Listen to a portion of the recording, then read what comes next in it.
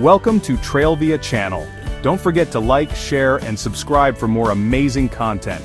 8 of the oldest buildings in the US. Relatively speaking, the United States is a spring chicken, a downright young country compared to nations in Europe, Asia, and worldwide. Still, while the US thus lacks truly ancient landmarks tourists can check out elsewhere, it does boast surprisingly old structures to visit now. Here then, are 8 of the country's oldest buildings. Can you guess which state has 4 of them? Henry Whitfield House, located in Guilford, Connecticut, is the oldest stone house in New England, built in 1639 by Reverend Henry Whitfield and English Puritans. Constructed from local granite, its sturdy walls have stood for centuries, blending into the Connecticut countryside. Today the house is a museum, welcoming visitors to explore its historic rooms and learn about the area's past. Guilford lies about 20 minutes east of New Haven, where you can visit another of the nation's oldest colleges and see more of New England's history. Be sure to check out stops like Grove Street Cemetery, the country's first chartered burial ground. Wren Building, Williamsburg, Virginia. On the campus of the College of William and Mary in Williamsburg, Virginia, sits the oldest college building in the country. Constructed between 1695 and 1700, the Sir Christopher Wren Building predates even the town of Williamsburg itself, and it is where America's second oldest university, named for King William III and Queen Mary II, the English monarchs who granted the school charter in 1693, got its start. First known as simply the College, the Wren Building briefly became the headquarters for the colonial government of Virginia when the capital moved from Jamestown to Williamsburg. Though it suffered a few fires over the centuries, the original walls survived. It continues to be used as an academic building to this day, hosting both lecture halls and faculty offices. Despite the building's long history, however, it didn't receive its current name until 1931. Sir Christopher Wren was a famous British architect believed to be responsible for the building's design. Head to the College of William and Mary to see this bit of national and academic history for yourself, and while you're there, explore the rest of colonial Williamsburg. The entire town is a living history museum full of cobblestone streets, colonial tradespeople, and historically inspired bites and brews. Fairbanks House, Dedham, Massachusetts. Built partly in 1637, the Fairbanks House is the oldest known wooden structure still standing in North America. The house was built for Jonathan and Grace Fairbanks out of oak and cedar by a master carpenter and master mason, and this high-quality construction has been largely responsible for the house's longevity. It subsequently housed 8 generations of the Fairbanks family and was lived in continuously for 268 years. Family members made improvements over time, with additions nearly doubling the size of the original house. Wallpaper, paint, and larger windows were also added. While the house was improved over time, it was never updated to include heat, running water, or electricity. The last family member moved out of the house in 1904. The family established the Fairbanks Family in America Inc. organization in order to purchase the house and make it available for tours by future generations. The house has been a museum for over 100 years. San Miguel Chapel, Santa Fe, New Mexico.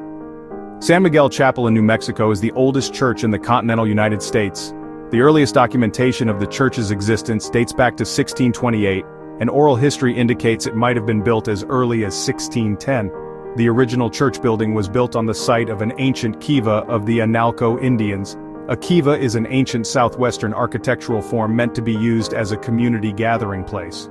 The church was most likely built by Tlaxcalan Indians, a group that came to New Mexico in 1598. The church was used by the community living on the south side of the Santa Fe River, which included Tlaxcalan Indians, laborers, and Spanish soldiers.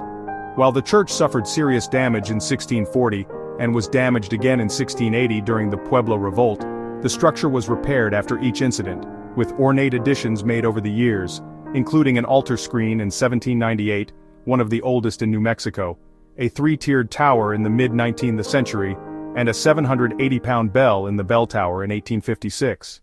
After a storm brought down the bell tower in 1872, the San Jose bell is now displayed inside the chapel. Mass is still hosted at the church, and it is otherwise open to visitors. C.A. Nothnagel Log House, Gibbstown, New Jersey. The C.A. Nothnagel Log House, built between 1638 and 1643, is believed to be the oldest log cabin in the country. The home's construction suggests that it was built by Finnish immigrants since it features telltale Scandinavian details like an asymmetrical fireplace and a chimney that sits inside the building for extra warmth. The New Jersey house was added to the National Register of Historic Places in 1976, and a local couple, Harry and Doris Rink, have been taking care of the property since 1968. They live in an adjacent house and have been caring for the cabin and offering free tours for decades. Harry does all the repairs by hand, using local clay to keep the cabin as true to its original form as possible. Though the Rinks intend to stay on the property and continue giving tours, the house itself was on sale for $2.9 million in 2018, a price that includes the home's historical furnishings and artifacts. Palace of the Governors, Santa Fe, New Mexico. If you visit Santa Fe's downtown plaza, you won't be able to miss the Palace of the Governors. The building takes up the entire north side of the plaza and is the oldest continuously occupied building in the United States. Built in 1610, the building was originally used as the residence for the first Spanish royal governor of New Mexico. It continued to house Spanish, Mexican, and American governors until 1909, with the residence rotating as the territory that is now New Mexico continued to change hands among the three countries. In 1909, the legislature voted to hand control of the building to the School of American Archaeology and the Museum of New Mexico. These entities still have control of the building today. A one-story building in the Spanish Pueblo Revival style, the site's improvements and additions over time incorporated styles from many different eras, including Spanish colonial style. The adobe facade provides a shaded area that serves as a marketplace for Native American vendors, while the museum includes rotating exhibits about the building and New Mexican history. Acoma Pueblo, Cibola County, New Mexico. Acoma Pueblo is thought to be one of the oldest continuously inhabited sites in the United States. Also called Sky City, the building is set high atop a 367-foot sandstone mesa and is inhabited by the Acoma people. The pueblo is located approximately 60 miles west of the city of Albuquerque. Built in the 12th century, it is thought that this location was chosen for its ideal defensive position from raiders. Today, the pueblo consists of approximately 302 and 3-story adobe buildings with upper levels accessible by exterior ladders. Historically, the building was only accessible via a hand-cut staircase in the sandstone. In the 1950s, a road was added into the rock face. The Acoma Pueblo has no electricity, running water, or sewage disposal.